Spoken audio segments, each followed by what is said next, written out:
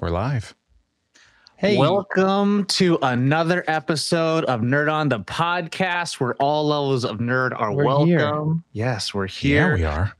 My name is Tom. And I'm Josh. I'm Corey.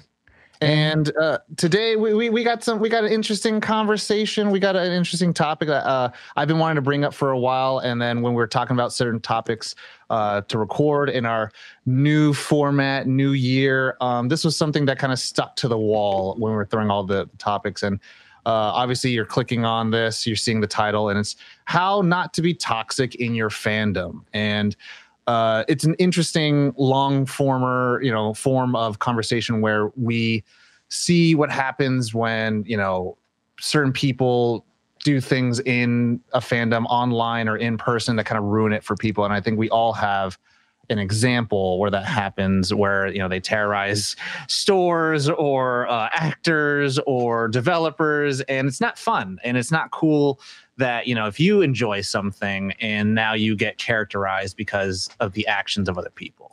And, by no stretch of the imagination are we the utmost gatekeepers, rulers of I'm not an expert. Are you? No.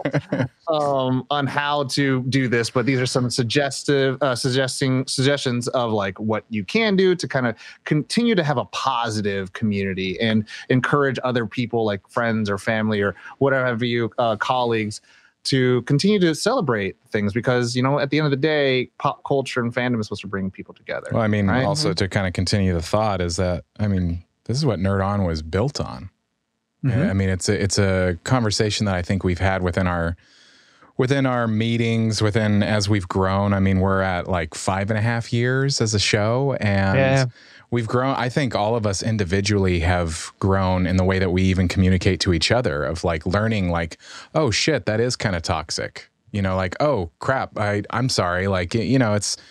I think me as a person, I've learned how to communicate and stuff like that. But yeah, that's what Nerd On's built on, and trying to learn and to be better about these kinds of things.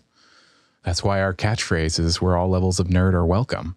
Yeah. So all levels, baby. All levels. Shall we do the business real quick? Yeah. Yeah. This episode, as always, is brought to you in part by the Nerd On Nation that is powered by Patreon. Head on over to nerdon.tv/Patreon and, check it out. There's lots of really cool things that you can get out of it. I think the favorite that I've seen that people really like is joining that Discord.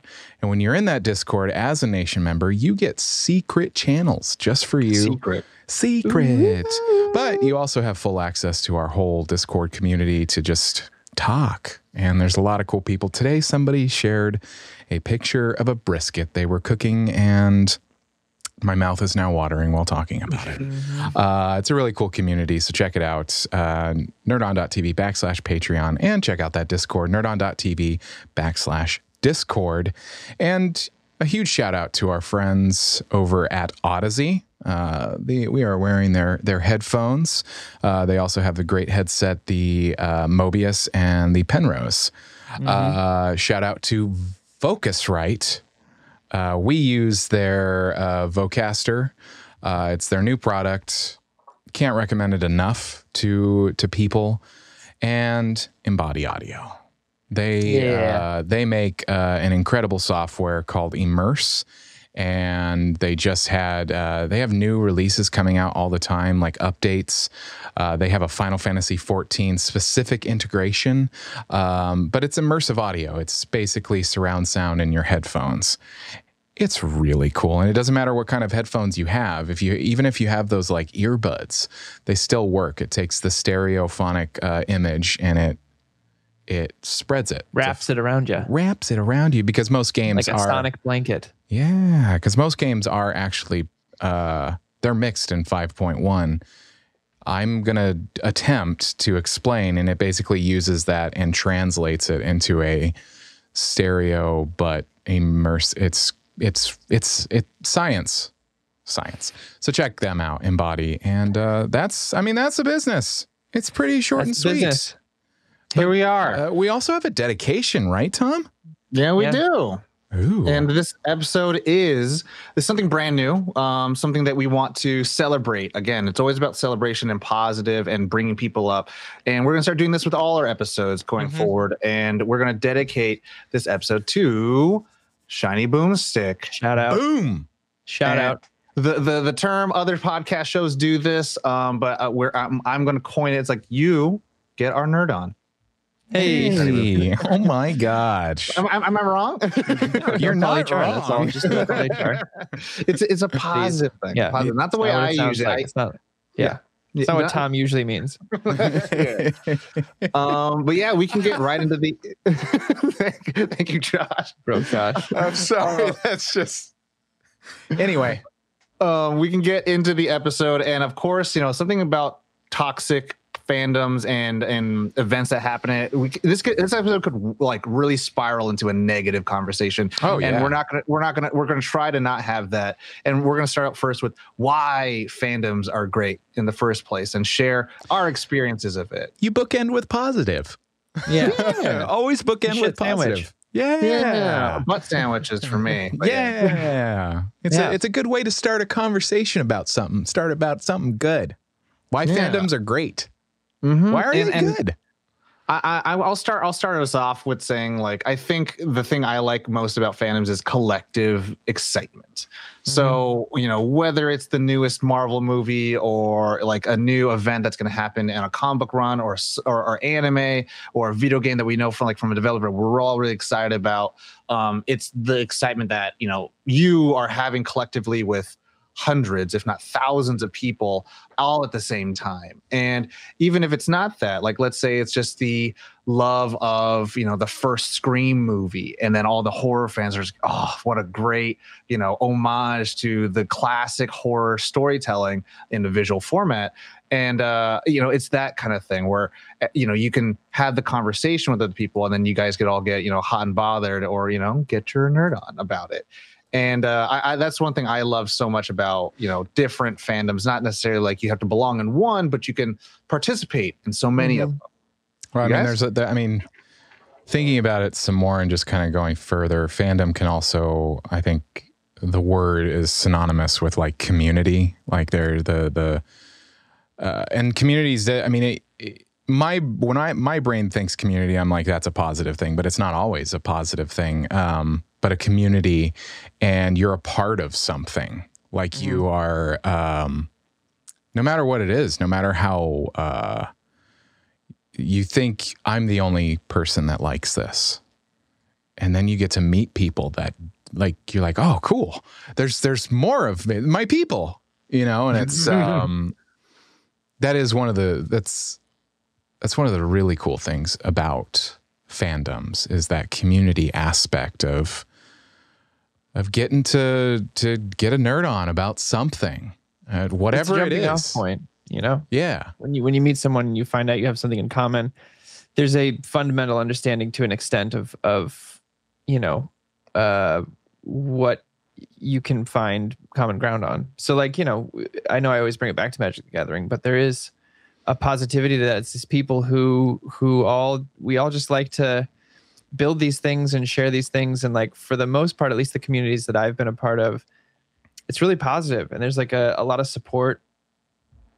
And to be hyper specific with Magic, as an example, we build these decks, and even if I'm losing, if someone's deck is popping off and doing what it's supposed to do, like I get excited about it because it's, that feeling, how it feels to be either on the other side of it and have this thing that you've put yourself into, in a sense, kind of work. And so, that same thing can be true for any sort of media or anything like that. If I meet someone and they're like, what movies do you like? Oh, I like Lord of the Rings. I'm like, boom. All right. So I know where we are now. I know where we are in this conversation. I think about it in the aspect of, and I think probably both of you can relate to this, is it's like, I remember being in high school and kind of being an outsider, so to speak. I was a drama kid. I was a choir boy. And I went to a small school, and that was like, I was in this weird thing. And then I went to college, and I was in the theater department, and it's like you automatically have this thing with other people, of my people. And like, I love what you said, Corey, the jumping off point. It's like once somebody mentions something, it's like, oh, we already have so much to talk about. We have already so much to relate on, and like, because that's what part of relationships are. It's like relating things that we like or don't like, or, you know, agreeing and disagreeing. And like, it's really cool. Anyway. Something that Corey brought up, and I want to kind of take a small dive into it. You know, this is a podcast, so, you know, everyone here who's driving or listening to this while they're working, you just sit back, holding your butts, and enjoy. Corey, you know, I think with magic, you know, I think most people can, you know, with films as well as theater, I think most people can find one person in real life that they kind of like can talk to. It's like, cool, we're both enjoying this thing. You know, sometimes if it's a magic group, then it's 3 to 4 people. If it's theater, it's a whole company of people. But I think the cool thing that ends up happening, and please kind of talk about it, is when you realize like, oh, we're not alone in this, and we get to kind of react to how like the greater audience is experiencing. And so, you know, Wizards of the Coast is a company, and so they, you know, you were just one version of this small group of people in one town, and that's happening in all these towns around you and stuff like that. I think it's an interesting thing where you guys are both experiencing that intimately between yourselves, and then also seeing how the rest of the world reacts to it. Yeah, it's interesting because, like, yeah, fandoms and communities, as you were speaking of, scale, right? So there's like the different tiers to those communities, right? And that's where you start getting in the weeds of what we're going to talk about today, is like as you start getting exponentially bigger in the community. But like, speaking as far as the ones we have, you know, especially when I go up north, I have my magic community that's like 5 or 6 people that, you know, we rotate in that. Anytime I'm in town, we make sure we get together to play a magic game or something like that. But then we have the greater community of people, was like when I used to go to tournaments and stuff like that, right? Like, we're all there for different reasons, and we're all connecting with about the same thing, but we all have different, you know, when you get to a group that large, you're guaranteed to have differing opinions on certain if we're just talking about magic, certain cards, certain deck types, certain, you know, rulings, certain new cards that are coming out that Wizards has kind of shown. And the same thing can be true for film. You know, there's like people in your small community could love film as a whole, but then you start getting into the specifics, like, oh, I'm excited about this movie. Someone's like, maybe not as much, but you still have that common ground of loving film together. And I also find that helps with conversations like that. Like, let's say, you know, Tom and I talk a lot of film, and we don't always agree on a lot of things within film, but we're interested in hearing each other's opinions because we know it comes from this place of us loving film at large. I'm going to say my cat. Does that make sense? I'm saying, does that make sense for myself? But like, it definitely smooths out the edges of more being willing to speak your opinion on something and knowing that it's going to be understood within that community. You know, like I could talk to our community about hating certain strategies in Magic that maybe someone plays, but they'll be like, yeah, no, I totally get it, but I play it because I love it. And you're like, yeah, great. I mean, it's like, I'll just use one that's kind of close to the heart of our show that we've talked about with Mikey. It's like Harry Potter. The levels is, it's like, oh yeah, I read them when I was a kid. I read them multiple times, seen the movies multiple times. And then there's like, I wrote fan fiction. Right. You know, it's like you get into the and that's with anything. And that, I mean, like, there's fan fiction of anything. And it's like, and you can go even further. It's like, oh, I've read every arc of Superman, or like, you know, by every writer or artist or whatever. And it's like, I just think that's really cool. It's just, I didn't know that, like, okay, so like Fallout 76 for me was like the first, like, we played Diablo 3 together. Yeah. And it was the first time that I ever really heard the term build. And I didn't, if I'm honest, it all kind of went right over my head. It was like, here's a website, follow this.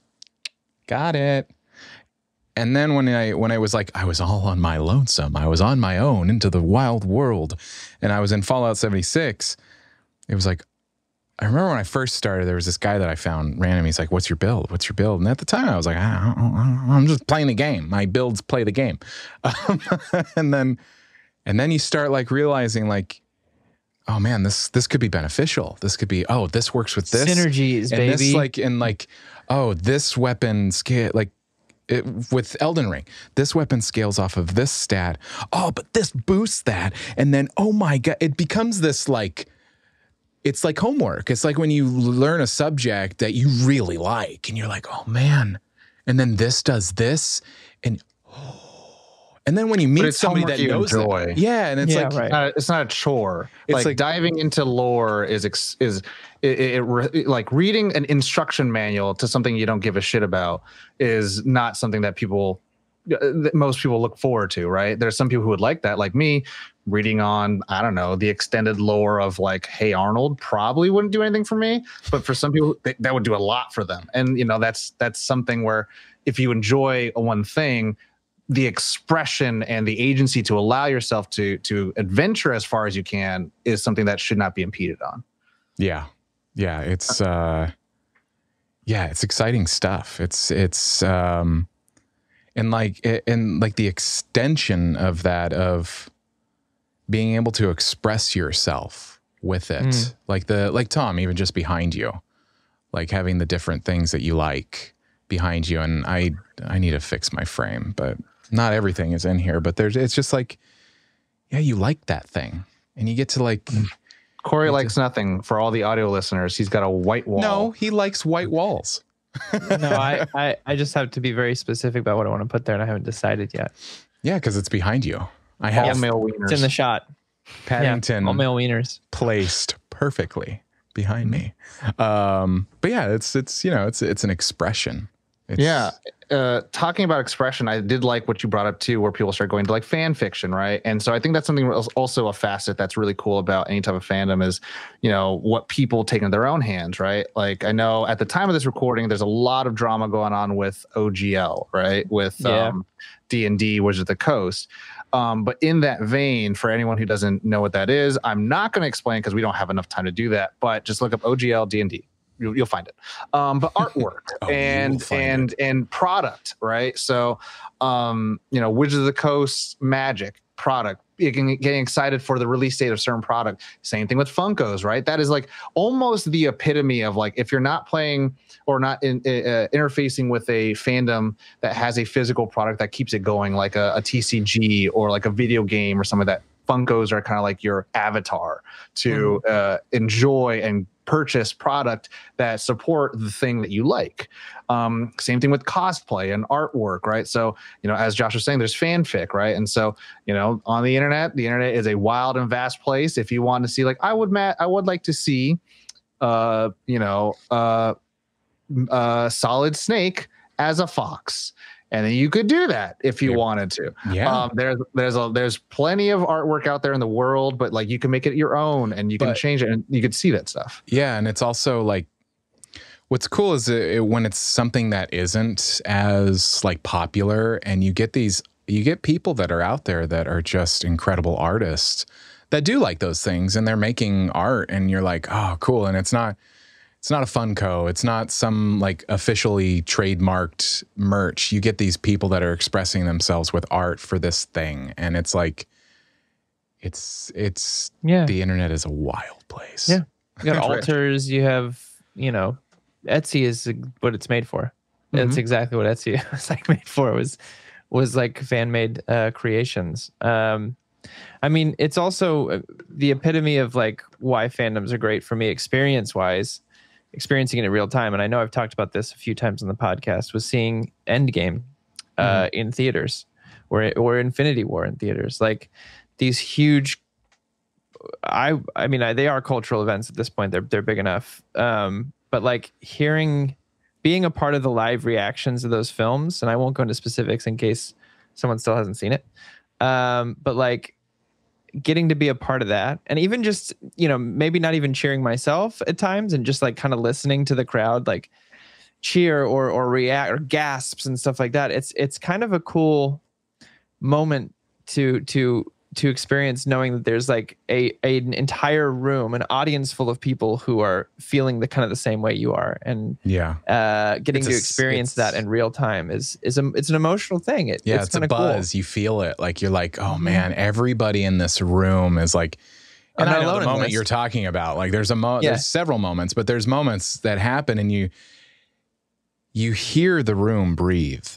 It's like the whole room just like, is it about to happen? Is what I think and and is it what we all think is gonna, it fucking happened. And the whole room just explodes and just like, and that's with anything. I mean, it's with any, like you just like. I mean, I got that during the last Spider-Man movie. There was some moments there that I was like, oh man, that was cool to be in theater for that.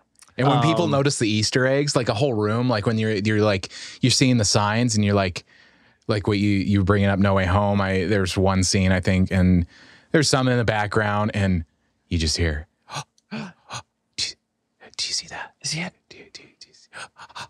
And you just like a whole, like some theaters, like even near us, are pretty. You feel big. like you're a part of something. That's really what it is. It's like, it's nice to feel understood in something that you're very passionate about, right? So like, there's not a lot of people in my close family knit circle that love Magic or even play it or understand it. So it's nice to go somewhere where there's a bunch of people who are like, yeah, I'm just as gung ho about this as you are. And you're like, cool, all right. I like this. This is nice to be understood. But and on the flip side of that, actually, and this will kind of lead us into the next part of the show. There's also sometimes a collective like pain, right? And the one thing I could think about is when Disney had purchased Lucasfilm, and they had made this statement that all of the extended books were not canon anymore, that they do not exist. Lore. Yeah. And in the same way of Obi-Wan's like a collective, collective crying like out loud. Years of beloved work just didn't matter. Even just now. Yeah, you were movie quoting, and it was just like the three of us were like, we knew. It was just like, oh yeah, I get it. And that happens, and that's a thing too, where I think a lot of people, again, trying to keep this episode positive, but like also sharing the dismay of something, right? I think when an actor passes away, I think people also collectively like, hey, these are moments that we shared collectively, even though we were not in the same room, but we had those experiences, and that happens, and it's hard when those negative emotions stay with us, but like holding on to like how to cherish those experiences, I think what gets us through. But the next part of this conversation would be like, how do these fandoms get ruined? And I think we've all experienced that feeling of where it's like you're almost kind of embarrassed to be part of that, right? You're almost kind of embarrassed that like people who will champion or try to champion the thing that you love so much do things that are not, well representative of like who you are and what you love about the thing, and ruin it for the rest of us. So, I mean, something that I think about like how it gets ruined the most is probably, and sometimes these things are unintentional, right? So it's the unintentional sizing up of people, right? So if I say like, oh, I really like Avatar: The Last Airbender, and then someone says, okay, cool, what's the name of the spirit that the blue spirit sees and all that, I'm like, I don't know. It's like, oh, well, I guess you're not that big of a fan. It's the prerequisite, like in order to even be a fan, you must know.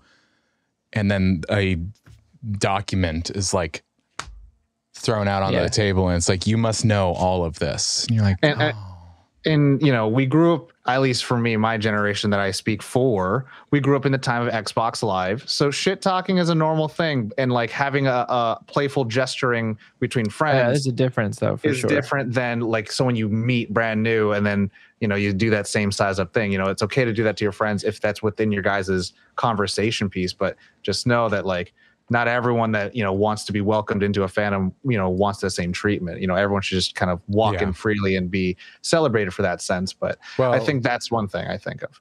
Yeah, definitely. And I think it's all,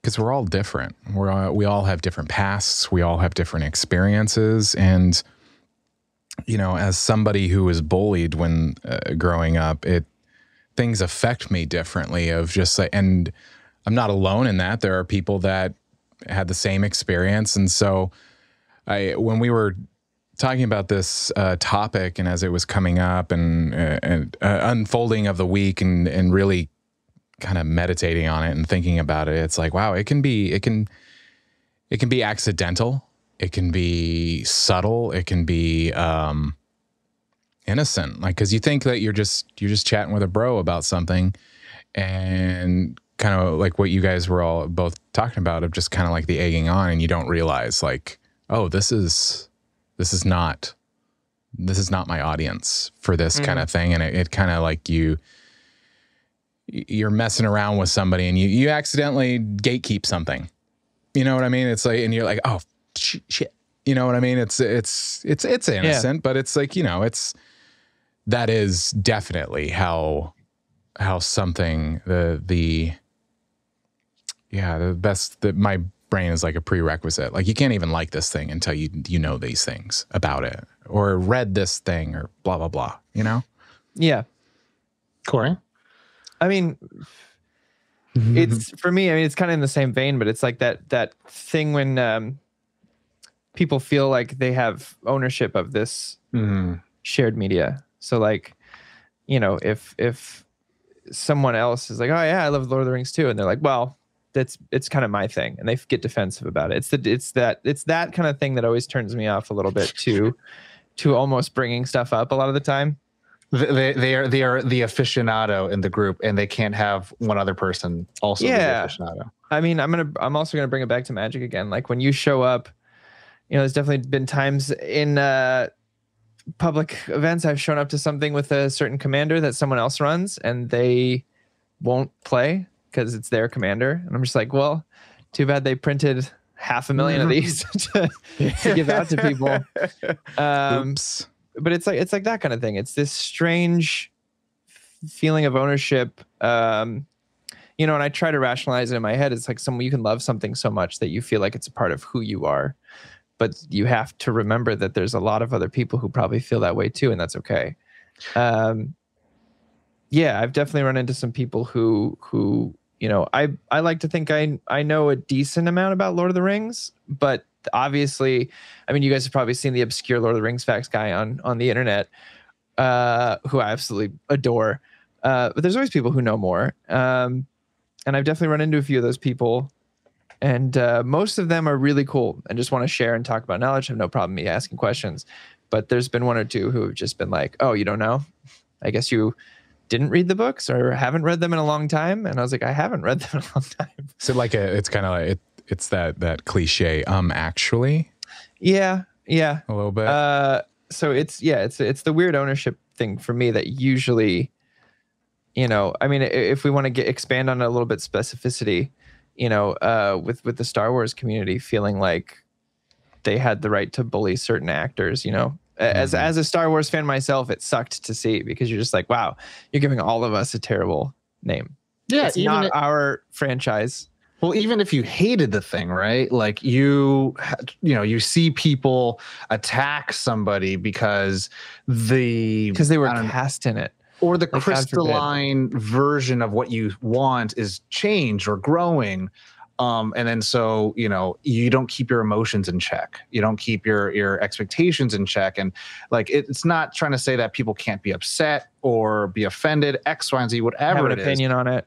But to attack other people for their opinion, that's where we start losing, right? That's how it starts getting ruined and sullied, right? Like the sprawling nature of what fandoms is supposed to be is, that everyone kind of has fun and there's a slice there for everybody. And when you start saying how people should enjoy their slice, or that your slice is the most purest form of it, and other people's, are happy for scraps, it's like, well, no one, like, imagine someone did that to you, right? And there's always going to be someone that knows more or is invested more money into the thing. Sure. But that doesn't change the value that you should be getting out of that fandom or that pop culture phenomena at the time. So one thing that I absolutely, this is kind of almost like the crux of like why I wanted to bring this up as a topic piece, was I am very, very sick and tired of seeing two symbols on the internet. And it is, if you look at an American alphabet, it's a V turned to its side on left or right, aka the greater than or equal or greater than or less than sign. And I just hate that shit. I'm so fucking tired of seeing one thing getting compared to another thing when except for when it comes to accountability over it's greater than entertainment. That's where it belongs. Accountability over entertainment for sure, because it just what it does is all it does. There's no analysis, there's no investment. All it takes is 2-3 images, and all you're doing is creating conflict. All you're doing is saying to other people why, you know, their thing is shittier than your thing. And it's irritating. It's not constructive. It's not helpful. It's all, you know, maybe social media companies love that because they just want to aggregate more user interface and they want people to be on the internet longer. But I absolutely don't think it's healthy for people who enjoy a thing, right? It's like saying, like, you know, doing one of those symbols or comparing Evil Dead as a franchise to the Scream franchise. It's like, don't. How about you just don't? You know, what you can do, you could say like, I like this more than that. You know, that's very simple. And you know, everything as a proponent, as a subscriber of everything is an argument, understand like, yes, you can have an argument. Your argument is your argument, and it doesn't need to be like some mandate that, you know, pushes everyone to be like, well, my thought is the think piece, and I am therefore a think leader. And I, you know, I'm not telling you, yeah, your think or thought, you know, right? But like, you know, there's video essays out there, right? And I think the better ones are not the ones that say like, this is why this is shitty or this is why this is good. They're the ones that say like, hey, what do you think? I came up with these conclusions and these are why. But it all comes down to, if you see the same thing I do, then, you know, that should get spread around more. But there's a lot of video essays out there that just try to trash on something and say like, this is shitty and there's no redemption or anything you can get out of a thing. Which is why the David F. Sandberg one is just absolutely the penultimate video essay for me. And he always comes across very like, well, you know, this is kind of what I think, and I think that's kind of cool. You know, that's well, I mean, there's no pretense to what him showing off why Shazam was certain thing. He's like, this is why video essays are opinions. Just remember that. And you know, I always call him Pony Smasher, but his video essay was just phenomenal, showing like you don't know everything. You know, and we got to keep that in mind too for a lot of these fandoms too, is that we don't know a lot behind the curtains. We are the fandom. That's the point. We are not the creators of these things. We don't have any ownership. You are the watchers of the people that have done the thing. And I didn't realize how passionate I was about this particular aspect until this week. Like, I've always, like, in my brain always been like, oh, it's not better than, it's not worse than, it's different. It's just kind of the way that I've lived my life for a long time. And I never realized how passionate I was until I had it seemed like the universe was like, here, let's talk about it. And like a lot of recent, for myself, I know that I've talked about it a lot recently, but I really love the game. But Elden Ring for me, it became one of my favorite games of all time. That's how big it was for me. That's how of an experience that it was for me. But to be met with, I mean, the game's good, but like Dark Souls is better. I mean, you think this game's hard? Oh, that one's harder. And it's like, sure. No, I that's great. That's cool. I felt really good about my experience with this, and I felt and that's, you know, you feel invalidated for your experience and your joy of something. You're like Tom said, bringing this up, you feel embarrassed. You're like, no, you're right. I'm not real. Yeah, there's a difference between having your opinion and targeting your opinion. Like it's the idea that I have to take something from someone in order for me to feel better about my choice. Like, I want to make sure that he knows that I did this harder thing. And I don't think because I completed this, I don't think he should enjoy the easier thing that he did because there's harder shit out there. Like it's a weird, it goes back to that litmus test that, you know, Tom was talking about at the beginning where it's like, well, have you, you know, or even Josh said like, well, have you tried this game? So you don't really know how hard games get. It's weird. It's a weird like phenomenon of needing to take in order to have. No, yeah, and I think you know, Josh has brought up how he's been bullied, and as someone for me, someone who as a child I did bully people, I think of those kind of things, and we have two opposite reactions, right? And everyone's different, and that's the kind of the joy you should get from a community is that everyone has a different experience coming into it, but not everyone's going to experience the same thing the exact same way. It's not 100% analogous, right? So if someone says to me, it's like, oh, you liked Elden Ring, you should play Sekiro because it has parry things. I was like, hey, how about you go fucking eat my asshole? You know, it's a not helpful comment where it's just like, you know, it's like, hey, I really liked Sekiro more than Elden Ring. If you want, you could try that, right? Yeah. Which in certain ways where it's like, yeah, everyone needs to, it gets ruined by people needing to size up, right? And yeah, I think putting things into a box of some sort and a label. It needs to have some sort of one more thing that like happened this week, that because this isn't just like fandoms based on like subjects of like DC comics or anything. It's not just this stuff. It's like film versus animation versus painting box office versus and it's like awards. My niece who recently graduated from art school, she was telling me about an experience where her instructors would tell her that her form of art, which was she's an anime, she wants to draw animation, was not a fine art while she was in a photography class, and it was like, whoa, like it happens in a huge scale of like, well, this is better than this. And you start to like break it down and you're like, I don't know.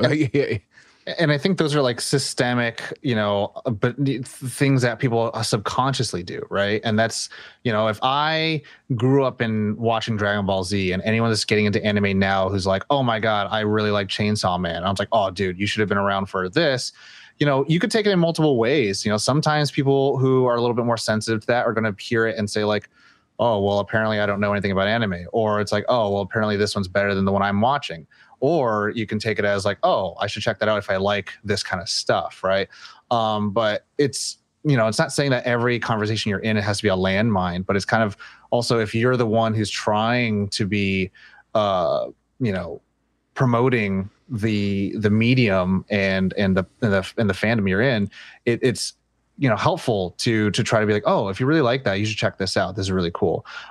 Instead of like, oh, dude, the action in this is way better. It's, you know, it's like how constructive or versus how reductive is your statement or suggestions to other people. And I think in a funny way, we're very, very well moving into the next part. But before we get into, you know, the actual topic, I think something that Corey talked about too was this entitlement that people have and this like ownership that it's like, oh, well, the version I like is the one thing. And I think that's one thing that stops it, right? Where again, that ruins fandoms is people only wanting one version of it, right? They're like, oh, Star Wars is only the original trilogy and you can go fuck yourself.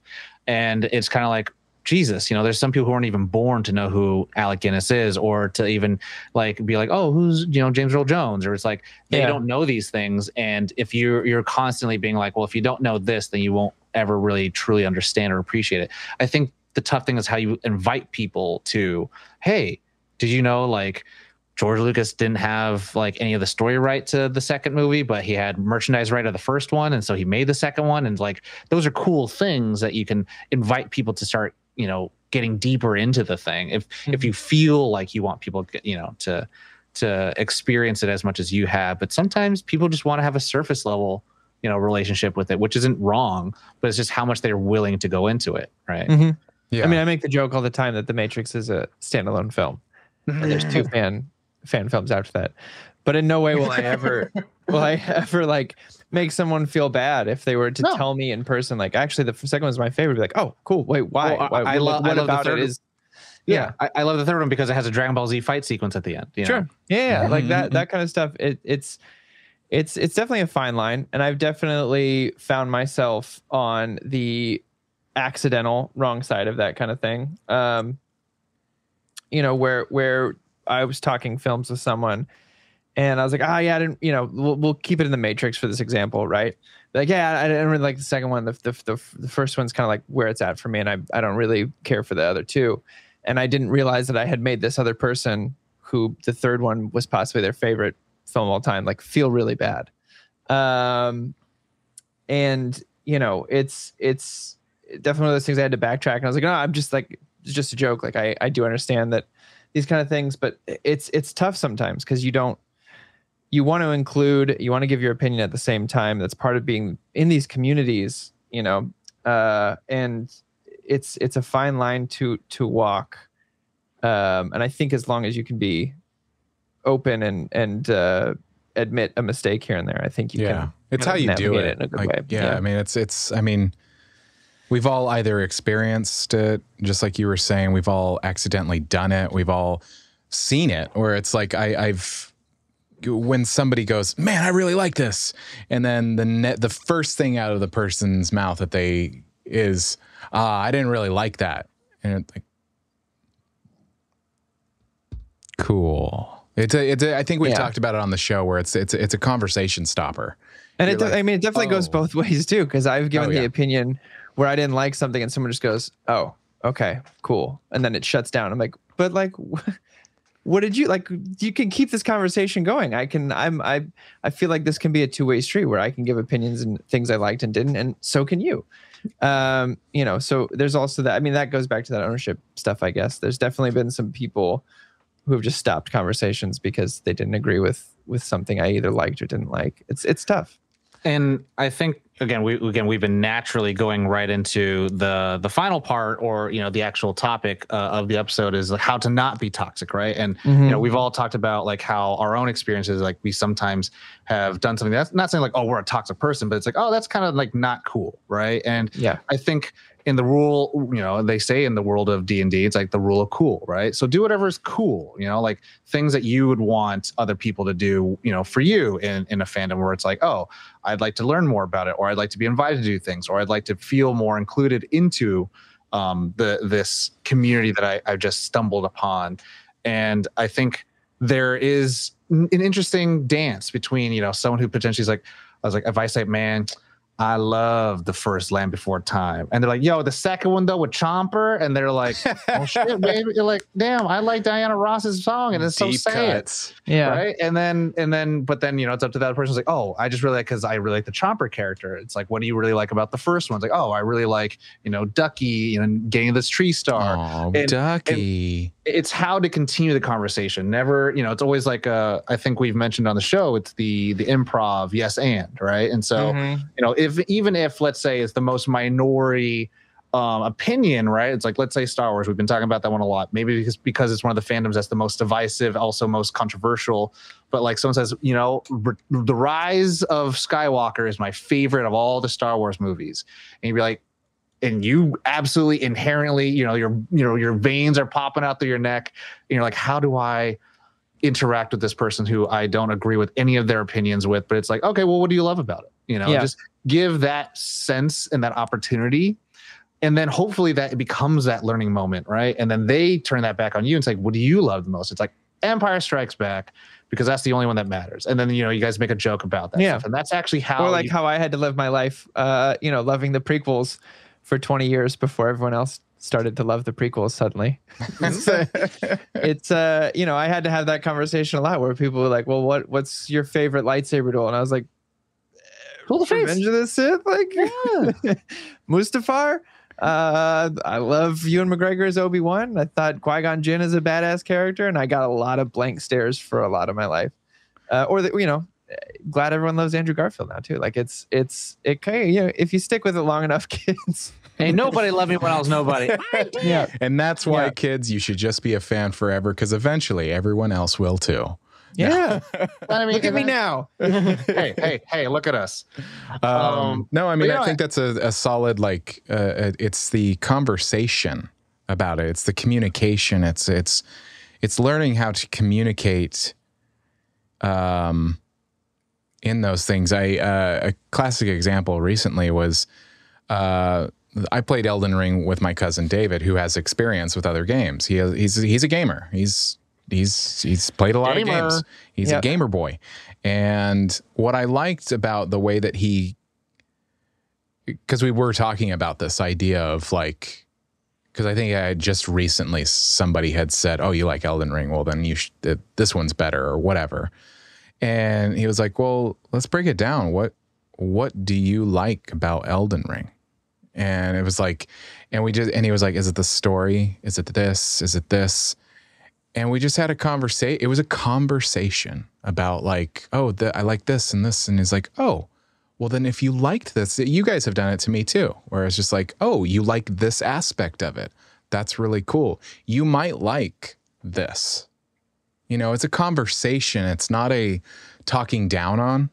It's an equal playing field. It's an equal ground to be like, "Oh, you," and not even assume. It's the assuming too. You will like this. It's like, you might like, "Oh, you liked My Hero Academia? You might like this."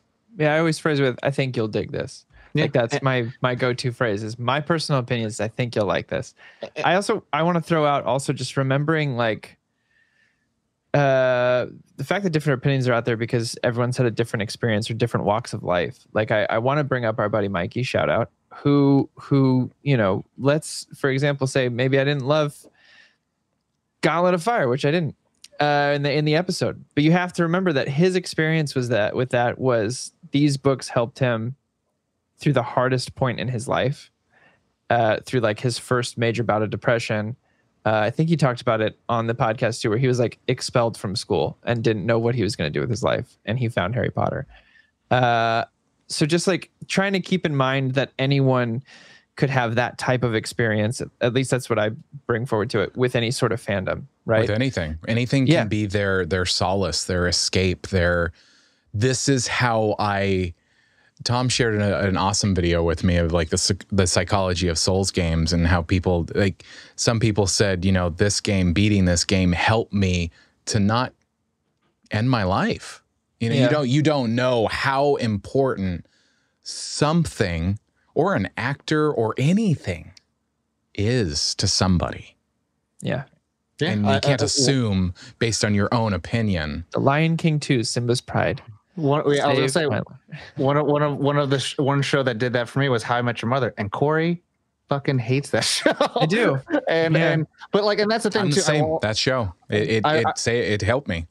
And I want to flip it up to that too, where it's like, it's not saying that people can't not like things, right? And so it's kind of like, oh, well, now I have to censor myself because I might offend somebody. Like for me, I like Souls games, right? I like the Elden Ring, I like the Bloodborne, I like all of the things. I absolutely abhorred the Star Wars Fallen Jedi man, and I'm just like, this is the worst version of the thing. But in no way am I trying to tell someone that's listening right now who loved it that they're dumb, that their thing that they like. How I was with Breath of the Wild. It's terrible. Exactly. And I'm it's like, not for me.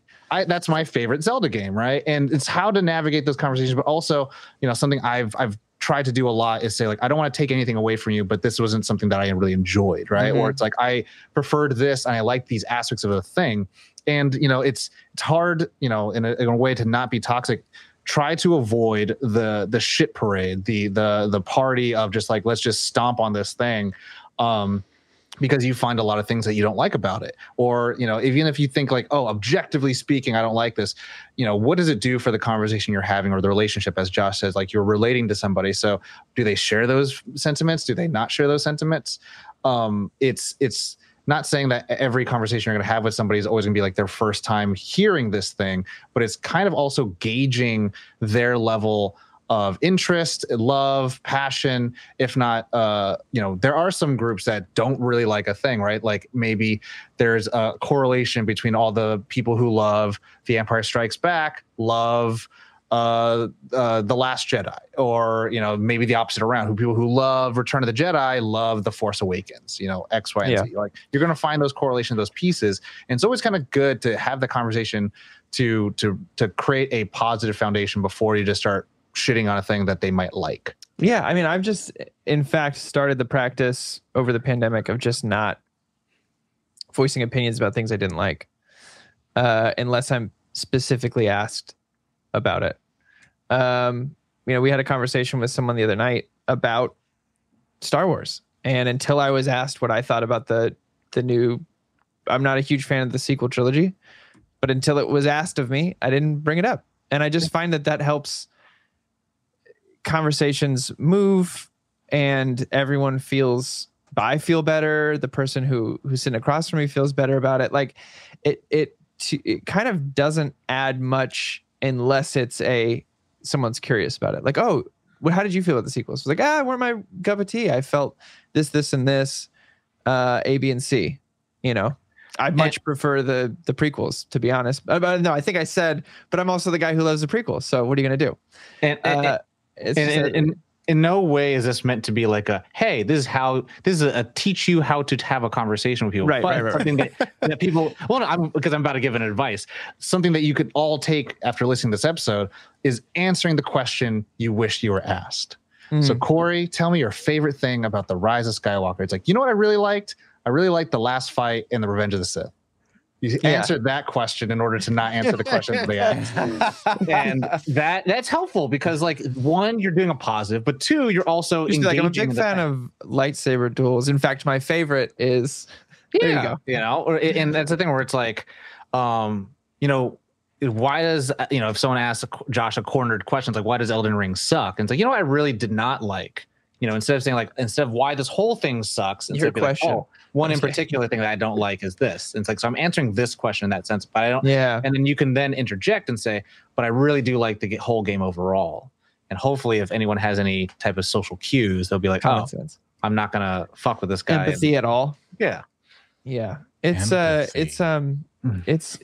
finding your own language within that to make sure that not only, at least what I'm trying to do is make not only the other people feel comfortable and at ease, because I genuinely want to know what people love and think about certain fandoms. I mean, especially ones I'm not personally involved in. I think that's fascinating as well. But within my own communities, just trying to, kind of Tom said, the rule of cool is just make sure that I'm supporting these people within my community who love certain things, even if they're not the things I particularly love about this media or whatever it may be, because that's how I want to feel when I bring my favorite thing to the table. I would love to feel supported, even if it's not the other person's favorite thing. Not that they can't have an opinion about it, or that I want it, because I do want to hear when people don't like certain things, but it's how it's brought about and how it's brought up and how it's discussed. It's a big proponent of it all for me is the validation, invalidation.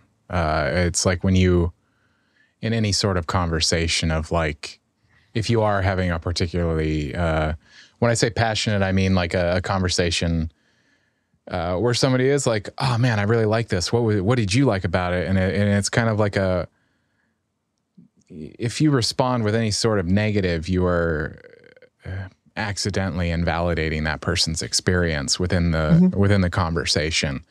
And so yeah, it's just not figuring out, but it's just like it's something to be cognizant of when you are talking to people of like, and I think about it like with mental health and emotions and being married, it's like you learn a lot about like how you may accidentally invalidate somebody's experience of like, and how you communicate with, and it's like learning how to talk and discuss difficult things, because what I've learned the most about this show is that sometimes it is hard to talk about the things that you love, and having disagreeing opinions and learning that and learning how to communicate in difficult situations, I think is a huge, is something that like, and learning how to hear, or that differing opinions aren't an attack either. Yeah, exactly. Learning how to not take things personally, of like somebody just said something about my favorite thing on this planet, but it's not an attack on me personally. Because sometimes, I mean, that's we're human. We just like So you hear somebody said this about Paddington? No, that's Josh, my favorite thing in this pen is peanut butter, and there are tons of people who hate it. You know, I got to live with that. Who are these people? No, I'm just kidding. Or there's people like me who just like, it's peanut butter. I get it. You know, another thing I've kind of learned to navigate trying to not be toxic in the communities, because we all, like I said, we all made mistakes. I've definitely said something off the cuff and then later been like, wow, now that I'm thinking about that, that was kind of shitty. You know, there's no point. I think there's no point. It's too late to just be like, hey, by the way, sorry about that. I didn't mean to have that come off that way. I've definitely found myself more and more comfortable doing that in the moment, or even, you know, I've been in conversations 5-10 minutes later, and I'll be like, hey, by the way, you know, a minute ago, I said this thing. That's not at all what I meant. And I've done it like a couple of days later where I'm like, I just realized that I was a total ass. But like, I'd say 99.9% of the time, if the person had been offended in the first place, just you bringing it up is like, oh, okay, well, we were just having a conversation. I get it. You know, there's always that. That's why I do find myself saying, you know, do you know what I mean? Because especially tiptoeing around fandoms and things that are special to people, I want to make sure that my point is like, hey, does that make, if you're upset, like, tell me, because it's not what I was intending. I think just, you know, big part of being, not being toxic is just being open. Yeah. And I think one thing in particular is, you know, as we grow, as time moves and things change, fandoms and the thing you like can change, right? In particular, Josh brought up DC, right? So not necessarily just the comics, the animation, and the live action films, but it all has changed, right? Someone's favorite version of Batman is Adam West 66 Batman. Someone's favorite Constantine is Keanu Reeves. Yeah, and there's nothing wrong with that, except everything. Okay. No, but like, no, it's so I actually love that movie. I like the movie too. And I can't wait for the second one. Yeah, and I think if things change, you should try to, you know, see how those changes go. Again, being inclusive and being open and being willing, being reasonable and accepting will only kind of benefit you, right? Being toxic and negative is only a poison that you ingest every day, and you're hoping other people drink it with you. Where, you know, if you let this thing grow and it becomes a Dark Knight Returns and it becomes the Batman animated series, it becomes a Burton-esque, it becomes, you know, it's allowed to grow and change. There's not one singular version that's crystalline and everlasting. It's, you know, it's how it changes and grows and invites more people to enjoy the thing that you like. And that gives you the beautiful opportunity to, you know, also take part in it and also say, like, hey, this is the thing I really love about Batman. And, you know, and then if anyone comes by and, you know, is curious about it, you know, reward them for that, you know, be like, hey, this is the thing I like. This is all this story, blah, blah, blah. What do you like? And then they say, oh, I really know because of this. And, you know, I'm really brand new. I'm a neophyte in some sense. And that being said, if it changes to where Batman and Harley Quinn wear pink and they do crime together, like, what you love never changed. What you love will always be there, and you will always have the thing, right? And if that changes and it's like Bruce Wayne's no longer Batman and it's another character, then that's cool. That's fine. It's going to allow the thing to evolve. And if that doesn't stick, it comes back to what it was before. Like, there's no sense in getting your, you know, your undergarments in a twist because of that kind of stuff. And it's always going to be something that you kind of have to take a little bit of responsibility in seeing how other people are making it toxic. And then you saying like, hey, let's just share the things that we like about it instead of just having a shitting parade where you stomp on the things that you don't like. Yeah. And understanding like I don't remember when we did this, but or when this happened, but I just have always really loved this phrase of like, this is their run of that.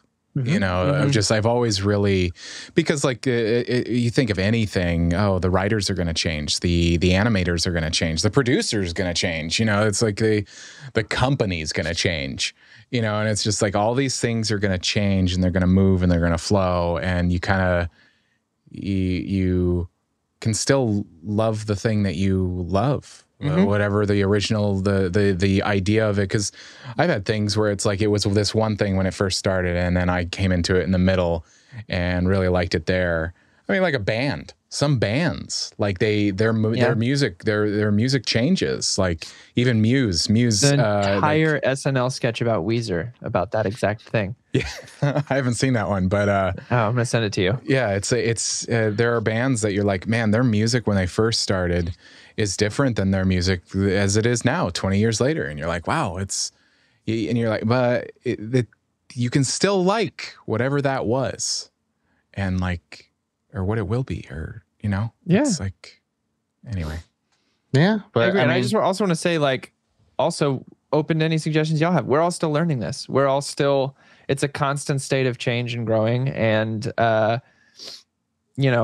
the world and fandoms continue to evolve and change, so does everything we're talking about. So, I'm as we've said a bunch, I'm still figuring this out myself on how to navigate this better each time. Yeah, and it's always a conversation. So we want to hear what you guys think, what makes fandoms not work, and then also what you've learned and things you've used that help kind of in your own communities make it a better place for new people, as well as people who are returning or people who are long form and loyal to that fandom. Like, it's always a dialogue. We want to hear what you think.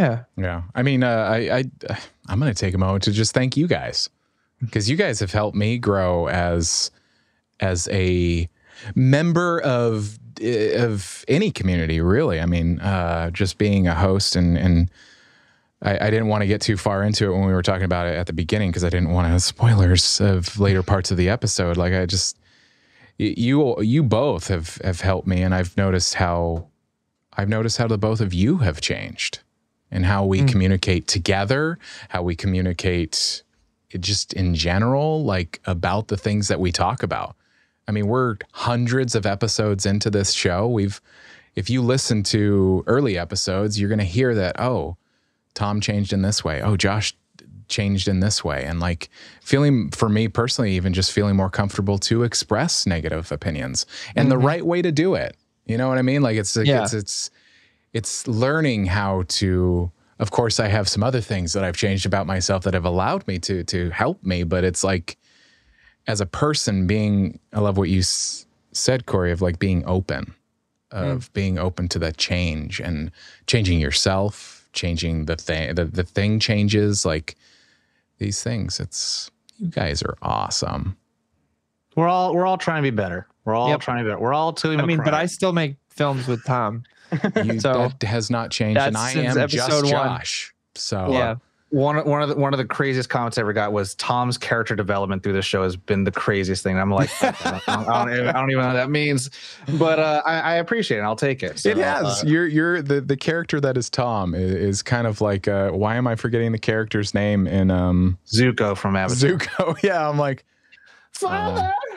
That made me think of something. That's another comparison that comes up all the time.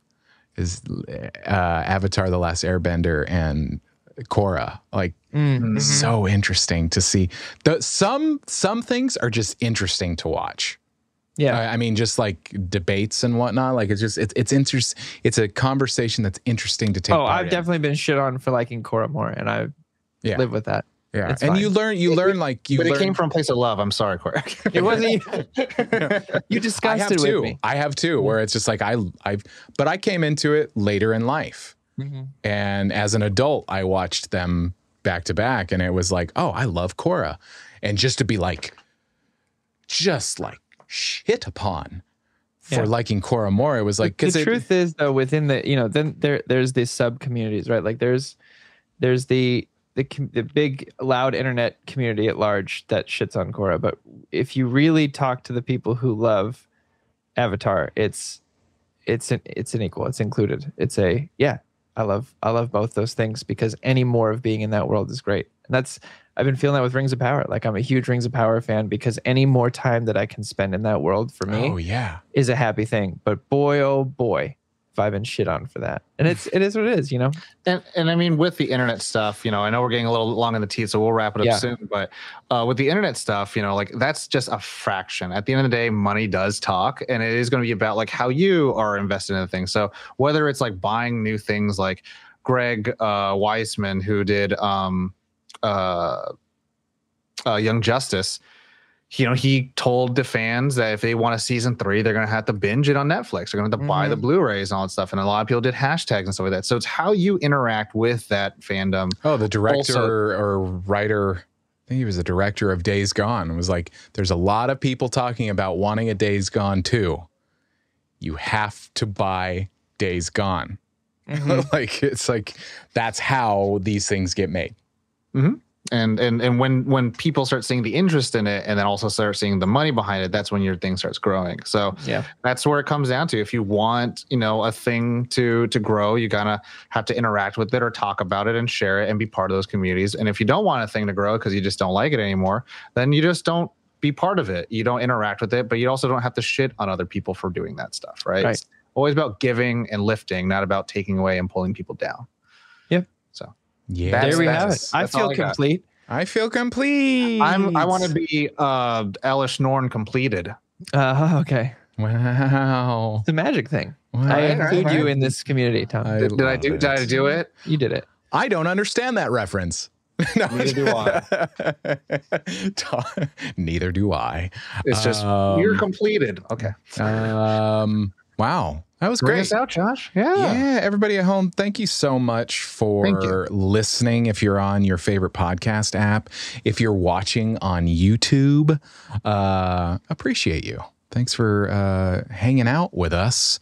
If you are new to Nerd On, welcome. Check out our website, nerdon.tv. It has everything that we do. I mean, or links to everything that we do, because we do Twitch as well. But our website has all of our episodes. We are literally in the hundreds, and we have multiple shows, so check it out. And do check out that Nerd On Nation that we talked about at the beginning. It does allow us to grow. Continuing what Tom was talking about, it does allow us to grow. It allows us to keep doing this thing that we love doing. And if you can't support us that way, even if you hate the show, just like everything, go through all of our thing, just like every single episode, make a comment, just show some interaction, because it's all out of our hands. It's all up to the algorithm gods. Yeah. So go on one of our playlists and just press play, minimize, mute, and then just and then just feel the karma expand your soul. Pay it forward. It's like embrace the good. Anyway, watch us. Share us with your friends, your families, your enemies. Those first. If you don't like us, share us with your enemies. I mean, that's a solid way to get back at them. And how not to be toxic, you know what I'm saying? Yeah, right? Man, it's so good. But yeah, check out Focusrite, check out Odyssey, Embody. I think that's all the business. Thanks for watching. Thanks for listening. Take care of yourselves. At the end of the day, take care of yourselves, love yourselves, spread the love. You know the drill. As always, nerd on. Nerd on.